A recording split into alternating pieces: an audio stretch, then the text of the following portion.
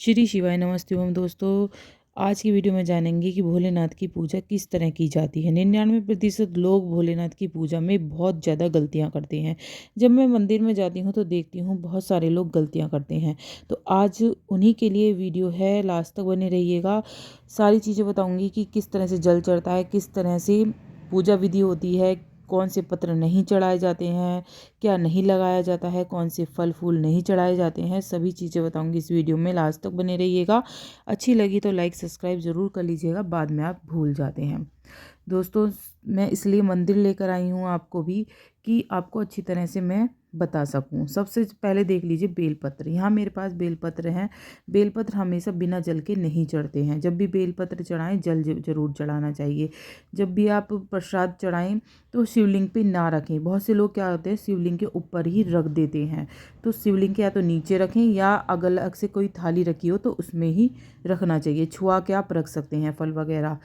अब मैं यहाँ पर आपको तिलक बता रही हूँ, तिलक किस तरह से लगाया जाता है। आप इस पर मत जाना कि क्लिप इधर उधर लग गई हैं। बस ये समझिए कि इस तरह से आपको पूजा करनी है। छोटी छोटी क्लिप बनाई थी मैंने, इधर उधर हो गई हैं क्लिप, लेकिन आप समझ लीजिए किस किस तरह से करनी है आपको पूजा। तो तिलक जो लगता है, पहले ये 2 उंगली इस तरह से लगाई जाती है और फिर ये 1 उंगली नीचे लगाई जाती है, फिर ये बिंदी लगाई जाती है। पूरा अच्छे से त्रिपुंड बनता है तिलक। इस तरह से तिलक हमेशा लगाया जाता है। बहुत से लोग क्या करते हैं, 3 उंगली फेर दी तिलक लगाता है। ऐसे नहीं लगाया जाता है, जैसे मैंने बताया ऐसे ही लगाया जाता है। अब जल किस तरह से चढ़ाना चाहिए, पहले उनके हाथ धुलवाएं, पैर धुलवाएं, कुल्ला करवाएं। उसके बाद तो सीधी धार से आपको जल चढ़ाना है। चौथी बार आप बिना धार टूटे आपको जल चढ़ाना है। पतली पतली धार करते हुए देर तक आपको इस तरह से जल चढ़ाना चाहिए। धार बिल्कुल टूटनी नहीं चाहिए जब आप जल चढ़ा रहे हों।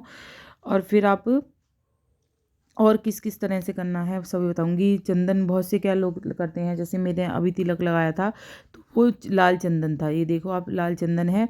कभी भी भोलेनाथ की पूजा में हल्दी कुमकुम जो होता है वो उसका प्रयोग नहीं होता है। बहुत से क्या लोग करते हैं, हल्दी लगा देते हैं, कुमकुम लगा देते हैं, उसका प्रयोग आपको नहीं करना है। लाल या पीला चंदन या सफ़ेद चंदन आप लगा सकते हैं। ये बेलपत्र जो होते हैं चिकनी सतह से, चिकनी जो सतह होती है हमेशा शिवलिंग के ऊपर होनी चाहिए। वो शिवलिंग मतलब शिवलिंग से टच होनी हुई चाहिए। उल्टा रखा जाता है मतलब ये पत्ता। यहाँ पे मैंने तीनों बिंदी लगा ली हैं बेलपत्र पे और इस तरह से मैं चढ़ा दूंगी। बेलपत्र और फूल आप शिवलिंग पर चढ़ा सकते हैं, लेकिन जो फल होते हैं वो हमेशा नीचे ही चढ़ाए जाते हैं।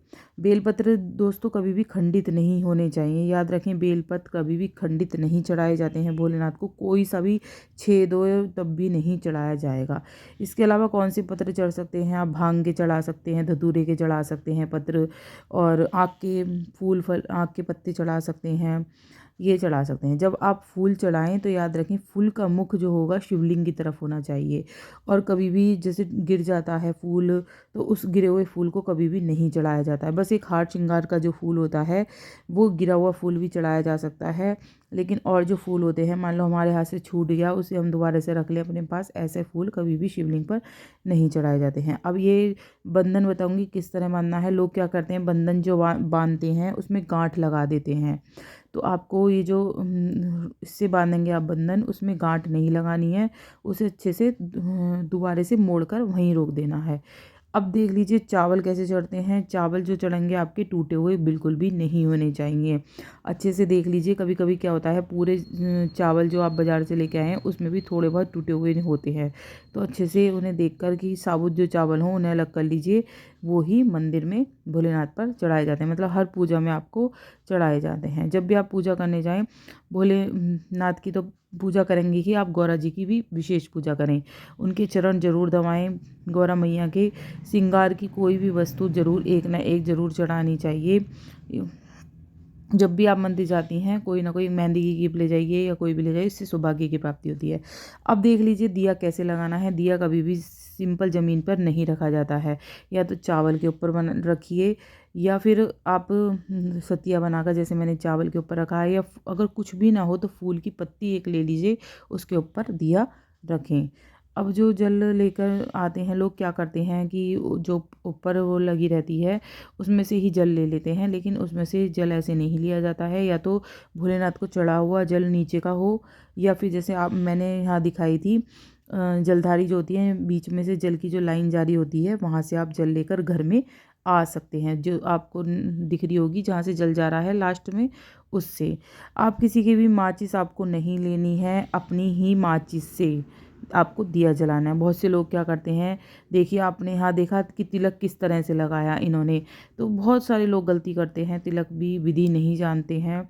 इसलिए मैंने ये वीडियो बनाई है। और महाशिवरात्रि की पूजा विधि मेरे चैनल पे है, आप देख सकते हैं।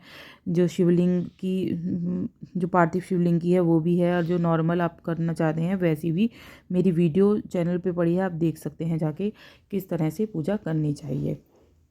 और अब मैंने बता दिया कि आपको फूल पत्र जो भी हैं कैसे चढ़ाने हैं। अब दोस्तों, भोलेनाथ की जो परिक्रमा लगती है, हमेशा आधी ही परिक्रमा लगाई जाती है, तो आधी ही परिक्रमा लगाएं।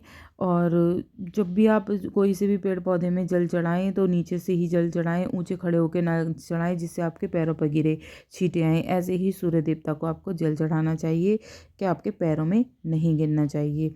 मैंने बहुत सी चीज़ें इस वीडियो में बतानी चाहिए आपको। भोलेनाथ की पूजा के नियम क्या क्या होते हैं, किस तरह से करनी चाहिए। देखो ये जो जा रही है ना, ये इधर से जल लेना चाहिए आपको घर ले जाने के लिए। या फिर आप ये जो नीचे पड़ा है भोलेनाथ का, आप अपने हाथ से इसमें भी ले सकती हैं, ये वाला जल भी। और अपने घर के हर किसी हिस्से में जब आप छिड़केंगी तो आप देखेंगी घर की नेगेटिविटी जो होती है वो सारी ख़त्म हो जाती है। दोस्तों, जब भी आप जल लेकर जाएं, याद रखें कि स्टील के जो स्टील का लोटा होता है उसमें दूध लेकर जाएं, और जो जल लेकर जाना है तो आप तांबे के लोटे में ले जा सकते हैं। क्योंकि तांबे के लोटे में जो अगर आप दूध लेकर जाएंगे तो वो जहर बन जाता है, तो कभी भी इस तरह से ना लेकर जाएं। इन चीज़ों का भी आपको ध्यान रखना है। और भी बहुत सी चीज़ें रह गई होंगी, अगर हो जाता है कभी कभी भूल जाते हैं। मैं ज़रूर बताऊंगी आगे वीडियो में, लास्ट तक बने रहिएगा। और अच्छी लगे तो लाइक सब्सक्राइब ज़रूर कर लीजिए चैनल को, जो आगे आपको फुल जानकारी मिलती रहे। राधे राधे। हर हर महादेव।